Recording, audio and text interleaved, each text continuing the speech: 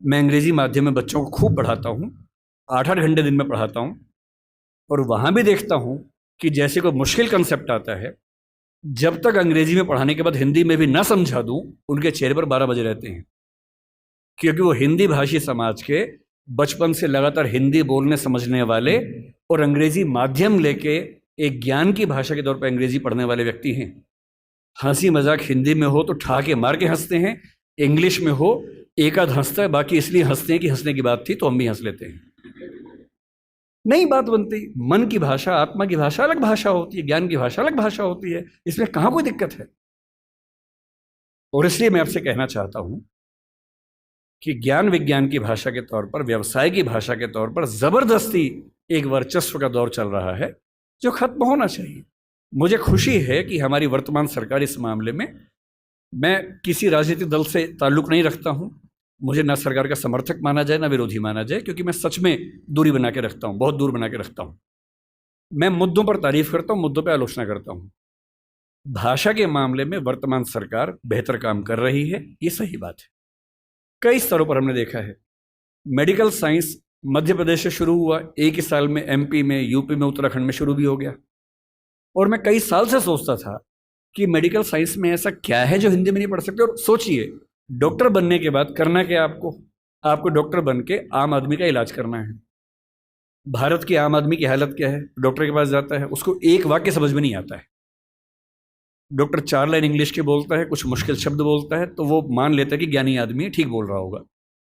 उसे अपनी हेल्थ के बारे में एक वाक्य ठीक से समझ में नहीं आता है। किसी विकसित देश में चले जाइए, डॉक्टर की जिम्मेदारी होती है कि जब तक मरीज सारी बातों को ठीक से न समझ ले तब तक इलाज शुरू नहीं कर सकता है।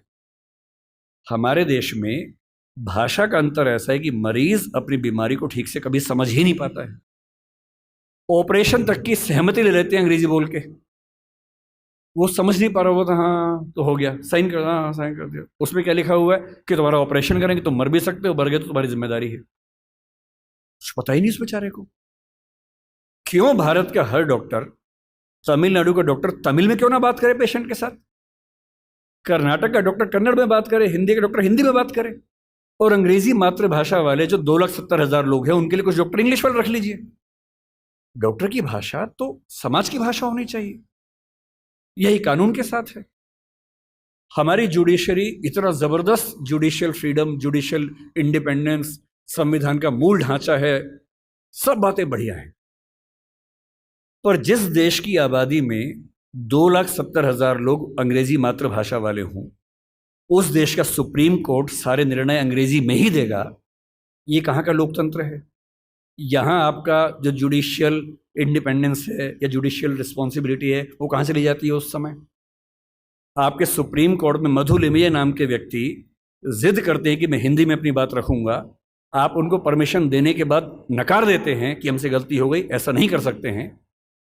मेरे देश में, मेरे सुप्रीम कोर्ट में अपनी भाषा में आप बोल भी नहीं सकते।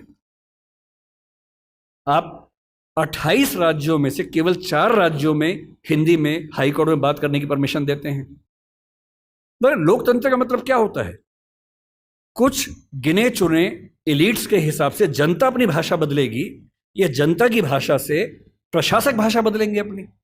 अगर लोकतंत्र है तो लोकतंत्र में जनता की भाषा ही केंद्र में होनी चाहिए, कोई और भाषा केंद्र में कैसे हो सकती है? पर हम लोग इतने आदी हो चुके हैं, हम स्लेव मेंटेलिटी के इतने अभ्यस्त हो चुके हैं कि हम ये प्रश्न कभी नहीं करते। हमारे सुप्रीम कोर्ट के चीफ जस्टिस या कोई जज हिंदी में क्यों नहीं बात कर पाते? और नहीं कर पाते, मैं फिर बार बार कह रहा हूँ, मामला सिर्फ हिंदी का नहीं। मेरी इच्छा है कि सुप्रीम कोर्ट के बहुत सारे जजेस में कुछ को तमिल ठीक से आती हो, कुछ को तेलुगु अच्छे से आती हो, कुछ को मराठी आती हो, कईयों को हिंदी आती हो। और बेंच का फैसला करते हुए ये भी एक पॉइंट ध्यान में रखा जाए कि मामला कहाँ का है, और उस मामले में ऐसे जज को प्राथमिकता मिले जो उस भाषा को जानता हो, ताकि केस मेरा है, मुझे हिंदी आती है, मेरा वकील अंग्रेजी में कुछ कुछ बोला, जज ने कुछ कुछ बोला, फैसला हो गया, मुझे पता ही नहीं कि क्या हुआ, और इतने में पुलिस आगे मुझे ले गई और मैं परेशान हूं कि हुआ क्या। मेरे मामले के किसी प्रसंग में मेरी भूमिका ही नहीं है, क्योंकि सारी प्रक्रिया 2 ऐसे व्यक्तियों के बीच में चल रही है जिनके पास एक भाषा है जो मेरी भाषा नहीं है, जबकि मामला मेरा है, और कहने को लोकतंत्र है।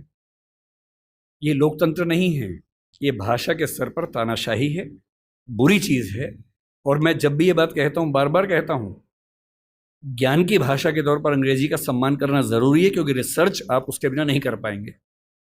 बहुत मामलों में सीखने की ज़रूरत है, उससे भी, जापानीज से भी, फ्रेंच से भी, सबसे सीखने की ज़रूरत है। लेकिन आपके देश के सुप्रीम कोर्ट में, हाई कोर्ट में आपकी भाषा में बात ना होती हो, ये बुरी बात नहीं है, शर्मिंदगी की बात है।